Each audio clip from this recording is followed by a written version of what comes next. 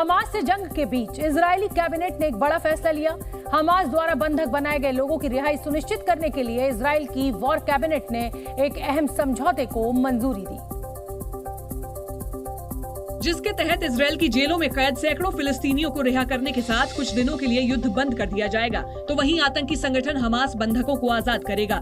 Israel Hamas के बीच हुई इस डील के मुताबिक गाजा में 4 दिनों का युद्ध विराम होगा। हमास कुल 240 बंधकों में से 50 को रिहा करेगा। रोजाना 10 से 12 बंधकों को रिहा किया जाएगा, जिनमें ज्यादातर महिलाएं और बच्चे होंगे, तो वहीं इजरायल भी 300 फिलिस्तीनियों को जेल से छोड़ेगा।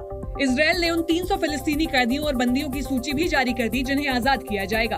कैदियों में मौजूद 287 फिलिस्तीनी 18 साल या उससे कम के हैं। अधिकांश पर वेस्ट बैंक में दंगा करने का आरोप है। रिहा होने वाले कैदियों में 13 महिलाएं भी शामिल हैं, जिन पर आतंकी वारदातों में शामिल होने का आरोप है। हालांकि इजरायल ने शर्त रखी है कि वो 300 फिलिस्तीनी कैदियों को तभी रिहा करेगा जब हमास 100 इजरायली बंधकों को आजाद कर देगा। फिलहाल इजरायल सिर्फ 150 फिलिस्तीनी कैदियों को रिहा करेगा। यही नहीं, इस दौरान गाजा में लोगों तक भोजन सामग्री और दवाइयां आसानी से भेजी जा सकेंगी। गाजा के सभी हिस्सों तक राहत सामग्री पहुंचाई जा सकेगी। ईंधन ले जाने वाले ट्रकों को भी गाजा में घुसने की इजाजत मिलेगी। लिहाजा अमेरिका ने इजरायल और हमास के बीच हुई इस डील का स्वागत करने के साथ इजरायली सरकार की तारीफों के पुल बांधे।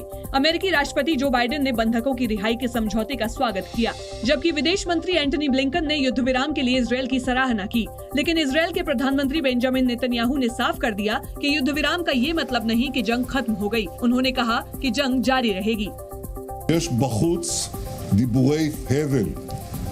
כאילו אחרי ההפוגה להשבת חטופינו, אנחנו נפסיק את המלחמה. אז אני מבקש להבהיר, אנחנו במלחמה.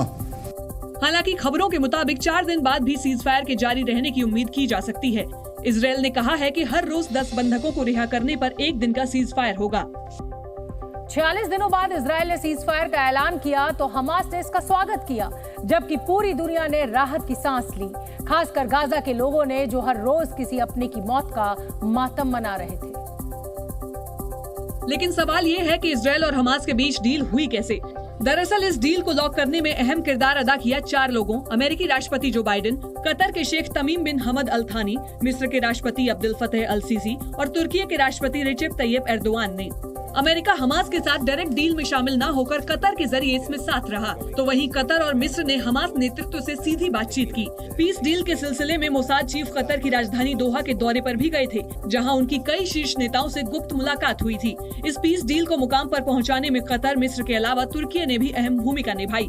तुर्की कुछ मुस्लिम देशों के सीनियर अधिकारियों को मिलाकर बने ग्रुप में सक्रियता से काम कर रहा था। ये ग्रुप इजरायल हमास में सीज फायर के लिए सुरक्षा परिषद के स्थायी सदस्यों और दूसरे अहम देशों से बात कर रहा था। कुल मिलाकर 4 देशों की कोशिशों से इजरायल और हमास के बीच सीज फायर होने के साथ 50 बंधकों की रिहाई मुमकिन होती नजर आई। हालांकि इजरायल हमास डील के बीच एक और बड़ी खबर आई। हमास पीड़ित परिवारों के एक संगठन ने फिलिस्तीनी कैदियों की रिहाई पर सवाल उठाते हुए इसके खिलाफ हाईकोर्ट में याचिका दायर करने की बात कही। अलमागोर टेरर विक्टिम्स एसोसिएशन ने इजरायल हमास डील का विरोध करने के साथ उन कैदियों की सूची देखने की मांग की जिन्हें इजरायल सौदे के हिस्से के रूप में रिहा करने पर विचार कर रहा है। संगठन ने ये चिंता भी जाहिर की कि युद्ध विराम के दौरान खुफिया जानकारी जुटाना बंद करना और ईंधन के साथ दूसरी जरूरी चीजों की आपूर्ति से हमास को इजरायल के खिलाफ आतंकी अभियान दोबारा शुरू करने में मदद मिल सकती है। अलमागोर टेरर विक्टिम्स एसोसिएशन के मुताबिक इतिहास में भी बंधकों की रिहाई के बदले ऐसे समझौते होते रहे हैं, जिनका फायदा उठाकर हमास दोबारा अपनी ताकत बढ़ा लेता है। टाइम्स ऑफ इजराइल की रिपोर्ट के मुताबिक इजरायली सेना की 7th आर्मर्ड ब्रिगेड ने हमास के ठिकानों पर एक के बाद एक कई हवाई हमले किए और नॉर्थ गाजा में उसकी हमास के आतंकवादियों से आमने सामने की जंग हुई, जिसमें इजरायली सेना ने जबालिया स्थित हमास के कई आतंकी अड्डों को नेस्तनाबूद कर दिया, कई निगरानी चौकियों को तबाह कर दिया, जबकि बेट हनौन में रेड मारकर हमास के हथियारों का जखीरा बरामद किया। पैरा ट्रूपर्स ब्रिगेड की 202वीं बटालियन ने नॉर्थ गाजा में हमास के कई आतंकियों को मौत के घाट उतार दिया। यही नहीं, नौसेना ने तट के किनारे हमास के ठिकानों पर भी हमले किए, जिसमें एक आवासीय इमारत भी शामिल थी, जहां से हमास के स्नाइपर्स ग्राउंड फोर्सेस पर गोलियां चला रहे थे। वहीं इजरायली मीडिया यरूशलेम पोस्ट के मुताबिक इजरायल के हवाई हमले में इस्माइल हानिया का पोता जमाल मोहम्मद हानिया मारा गया। रिपोर्ट्स के मुताबिक 2 हफ्ते पहले ही हानिया की पोती रुआ हम्माम की मौत हो गई थी। रुआ हम्माम भी हवाई हमले में ही मारी गई थी। इस बीच इजराइल डिफेंस फोर्सेस ने दावा किया कि उसने नॉर्थ गाजा में हमास के बनाए गए कई शैफ्ट्स और सुरंगों को तबाह कर दिया। इजरायली फौज के मुताबिक पिछले महीने जमीनी हमले की शुरुआत के बाद से गाजा पट्टी में लगभग 400 सुरंगों का पता लगाया गया और उन्हें नष्ट किया गया। स्पेशल याहलूम कॉम्बैट इंजीनियरिंग यूनिट के सैनिकों ने हमास की सुरंगों को ध्वस्त करने में अहम भूमिका निभाई। सुरंग के प्रवेश द्वार रिहायशी इमारतों, स्कूलों, अस्पतालों और नागरिक बुनियादी ढांचों के भीतर पाए गए थे। आईडीएफ ने हमास पर जानबूझकर अपने बुनियादी ढांचे को रिहायशी इलाकों के भीतर रखकर गाजा में फिलिस्तीनी आबादी को ह्यूमन शील्ड के रूप में इस्तेमाल करने का आरोप लगाया।